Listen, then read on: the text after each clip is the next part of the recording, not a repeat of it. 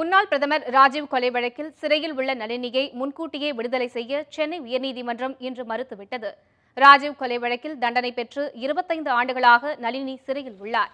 வேலூர் சிறையில் அடைக்கப்பட்டுள்ள தன்னை முன்கூட்டியே விடுவிக்க கோரி சென்னை உயர்நீதிமன்றத்தில் நளினி சார்பில் மனு தாக்கல் செய்யப்பட்டது. இவ்வழக்கை நீதிபதி சத்யநாராயணன் தலைமையிலான அமர்வு விசாரித்து வந்த நிலையில் இன்று மீண்டும் விசாரணைக்கு வந்தது. உச்சநீதிமன்றத்தில் இது தொடர்பான வழக்கு நிலுவையில் உள்ளதால் நளினியை விடுவிக்க நீதிபதிகள் மறுத்துவிட்டனர்.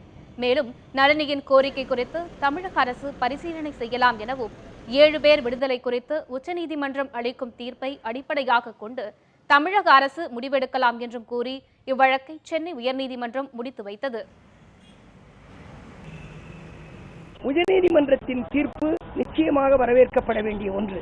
காரணம், எந்த ஒரு உயர்நீதிமன்றமும் கவர்னர் இப்படித்தான் செயல்பட வேண்டும் என்று சொல்வதற்கு அதிகாரமில்லை.